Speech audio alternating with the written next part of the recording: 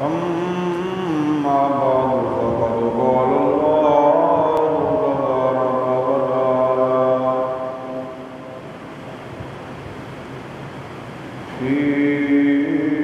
كلامه المجيد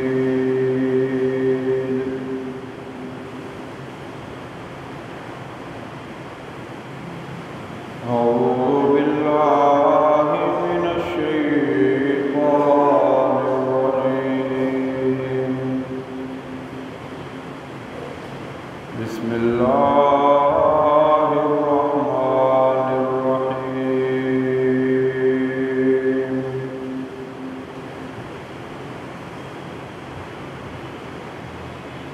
يا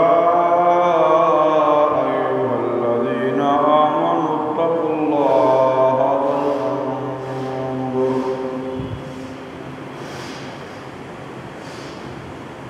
اتقوا الله ولتنظر نفس ما قدمت لغد واتقوا الله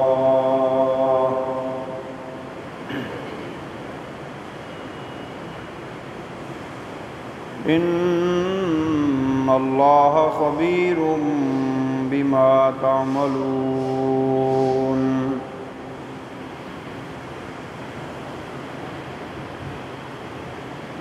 ولا تكونوا كالذين نسوا الله فأنساهم أنفسهم أولئك هم الفاسقون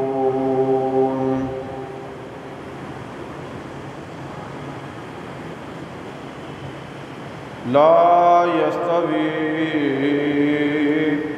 أصحاب النار وأصحاب الجنة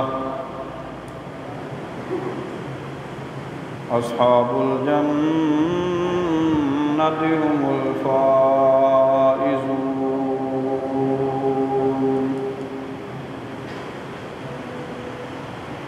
صدق الله مولانا العظيم وبلغنا رسوله النبي الأمين الحبيب العظيم الكريم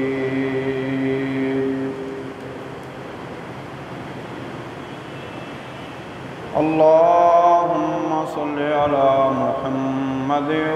وعلى آل محمد كما صليت على إبراهيم وعلى آل إبراهيم إنك حميد مجيد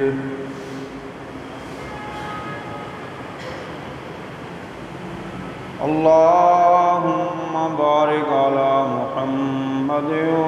وعلى آل محمد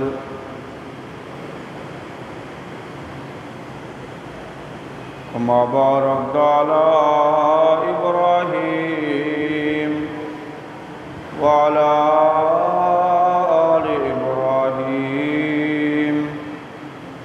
إنك حميد مجيد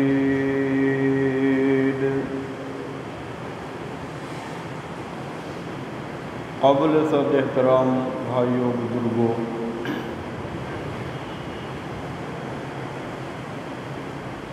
قرآن حکیم کی سورۃ الحشر پارہ نمبر 28 کی چند آیات بینات آپ کے سامنے تلاوت کی ہیں، اور خدا بند قدوس رب ذوالجلال سے یہ دعا ہے کہ اپنے فضل و رحمت سے وہ کلمات کہنے کی توفیق بخشے جو اس کی اور اس کے بعد پیغمبر حضرت محمد الرسول اللہ صلی اللہ علیہ وآلہ وصحبہ وسلم کی بیان کردہ حقیقتوں کے مطابق ہوں۔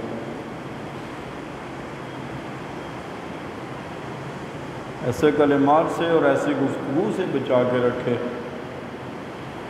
جو اس کی مرضیوں کے خلاف ہو یا جس کا مقصد اللہ کی رضا کے علاوہ کچھ اور ہو۔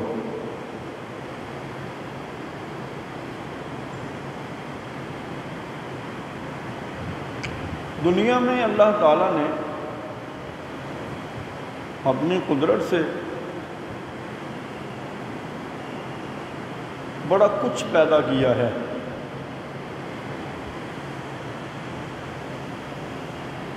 اور یہ جتنی رونقیں اور کائنات کے جتنے حسن اور کائنات کی جتنی رنگینیاں اور بہاریں ہمیں نظر آتی ہیں، یہ سب کچھ اسی ہی کا پیدا کیا ہوا ہے۔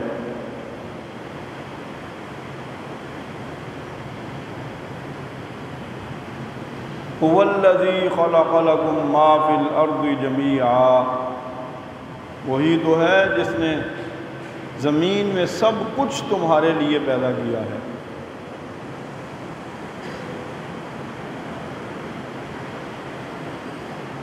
تم نے دیکھا نہیں زمین و آسمان کی کتنی چیزیں ہیں جو اللہ نے پیدا کرنے کے بعد میرے آپ کے لیے مسخر کر دی ہوئی ہیں، لیکن اللہ کی مخلوق ہونے کے باوجود اللہ کی نظر میں ان کو وہ مقام حاصل نہیں ہے جو حضرت انسان کو حاصل ہے۔ چاند، سورج، ستارے، ہوائیں، بادل، بجلیاں، پانی، پہاڑ، چرند پرند، جتنی کائنات کی چیزیں اللہ نے پیدا کی ہیں، ان ساری چیزوں میں حضرت انسان کو اللہ نے جو شرف اور عزت بخشی ہے وہ کسی اور مخلوق کے حصے میں نہیں آئی۔ اللہ فرماتے ہیں وَلَقَدْ كَرَّمْنَا بَنِي آدم، ہم نے عزت دی تو بنی آدم کو دی۔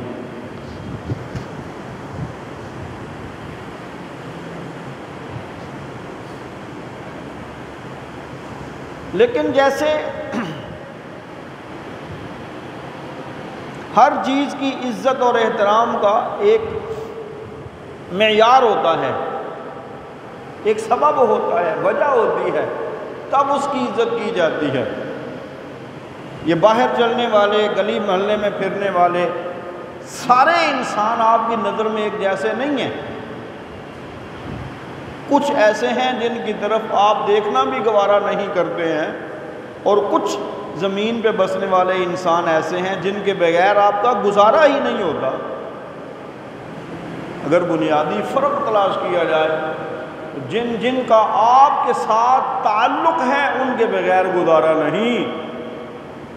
اور جن کی آپ کی نظر میں اہمیت کوئی نہیں، وہ رہیں یا نہ رہیں وہ آپ کے لیے برابر ہیں۔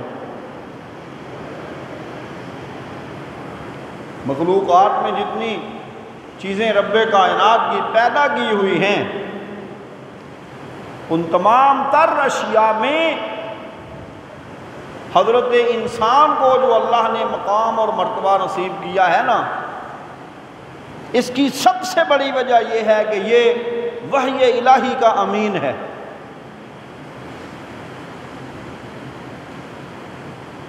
وہ جو ایک بوجھ ہے نا وحی الہی کا، جس کو اللہ قرآن میں ایک جگہ بیان کر کے فرماتے ہیں اِنَّا عَرَضْنَا الْأَمَانَةَ عَلَى السَّمَاوَاتِ وَالْأَرْضِ وَالْجِبَالِ فَأَبَيْنَ أَن يَحْمِلْنَهَا وَأَشْفَقْنَ مِنْهَا وَحَمَلَهَا الْإِنسَانُ۔ ہم نے یہ امانت مختلف مخلوقات کے ذمے لگائی، ان کو لگانے کا کہا، ان کے ذمے لگانے کی بات کی، لیکن انکار کر دیا انہوں نے۔ حضرت انسان نے یہ بوجھ اٹھا لیا، اور جب وحی الہی کی اس ذمہ داری کے ساتھ یہ جڑ گیا